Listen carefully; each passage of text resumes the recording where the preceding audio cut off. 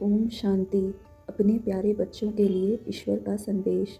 25 नवंबर 2025। आज की मुरली के टाइटल से सीख। बाबा ने कहा, मीठे बच्चे, आत्मा को सतो प्रधान बनाने का फुरना मतलब फिक्र रखो।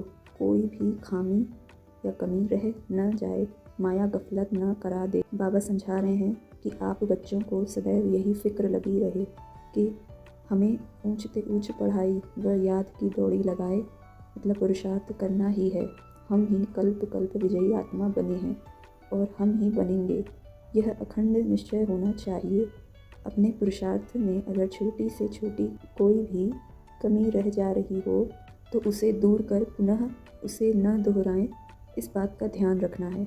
क्योंकि माया के तूफान तो आएंगे, लेकिन हमसे माया कोई विकर्ण न करा ले, इस बात पर भी हमारा अटेंशन होना चाहिए। आज की मुरली से प्रश्न है, तुम बच्चों के मुख से कौन से शुभ बोल सदा निकलने चाहिए? उत्तर, सदा मुख से यही शुभ बोल बोलो कि हम नर से नारायण बनेंगे, लेकिन यह मंजिल ऊंची है, इसलिए बहुत बहुत खबरदार रहना है।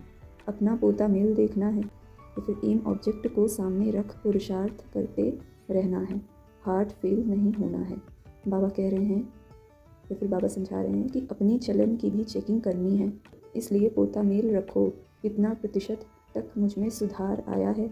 कुछ भी हो जाए, कितना भी नकारात्मक माहौल हो, तुम बच्चों को कभी भी दिल शिकस्त नहीं होना है, मतलब हार नहीं माननी है। हमें पावन बनना ही है, यह अटूट निश्चय होना चाहिए तुम बच्चों का। फिर आज की मुरली से धारण करने योग्य बातें। पहली पॉइंट है, बाबा कह रहे हैं, धंधा आदि करते आत्मा को पावन बनाने के लिए समय निकाल याद की मेहनत करनी है, कोई भी आसुरी काम नहीं करना है। मतलब बाबा कह रहे हैं कि बच्चे समय निकाल खुद की भी गुप्त सर्विस करते रहो और अपने चलन का भी ख्याल करना है कि हमारी चलन आसुरी तो नहीं हो रही है।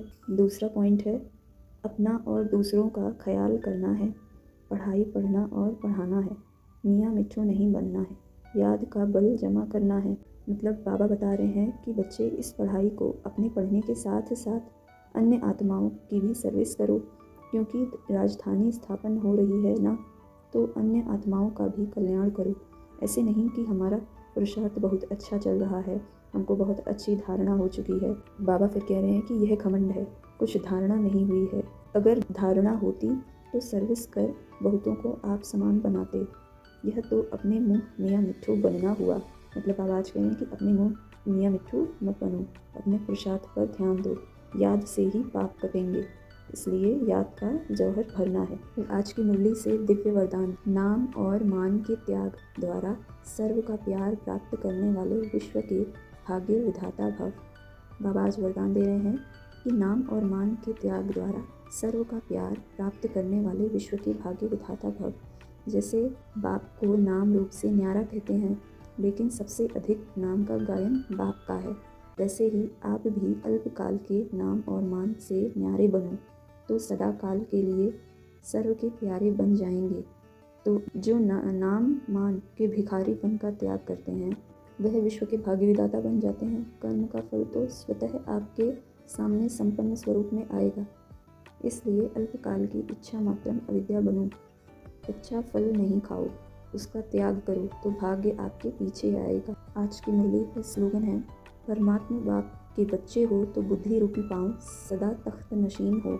मतलब बाबा कह रहे हैं कि अगर मेरे बच्चे हो तो सदा आप और बाप कंबाइंड हो, मतलब आपकी जो स्थिति है वो हमेशा अपने आप को बाप के साथ, भगवान के साथ कंबाइंड रखो, सदा याद की यात्रा में रहो। बाबा यही कहना चाह रहे हैं। फिर आज की मुरली से अव्यक्त इशारे। अशरीरी वह विदेही स्थिति का अभ्यास बढ़ाओ। बाबा कह रहे हैं, कोई भी सेवा के प्लान्स बनाते हो, भले बनाओ, भले सोचो, लेकिन क्या होगा, कैसे होगा, कितना होगा, कैसे करेंगे, यह नहीं सोचना है। उस आश्चर्यवत होकर नहीं, विदेही साक्षी बन सोचो। सोचा, प्लान बनाया और सेकंड में प्लेन स्थिति में बनाते चलो। मतलब बाबा कह रहे हैं कि याद की यात्रा क्लियर हो, जैसा सोचे वैसे ही बोल, वैसे ही कर्म में भी आओ। अभी अवस्था स्थिति की है, यह विदेही स्थिति परिस्थिति को बहुत सहज पार कर लेगी, जैसे बादल आए और चले गए। विदेही अचल अडोल हो खेल देख रहे हैं। मतलब बाबा समझा रहे हैं, बच्चे अब कैसे भी परिस्थिति हो, आपके मन की अवस्था हिले डुले नहीं। आपका ड्रामा के हर खेल पर अचल अडोल निश्चय हो कि जो होगा सब कल्याणकारी ही होगा।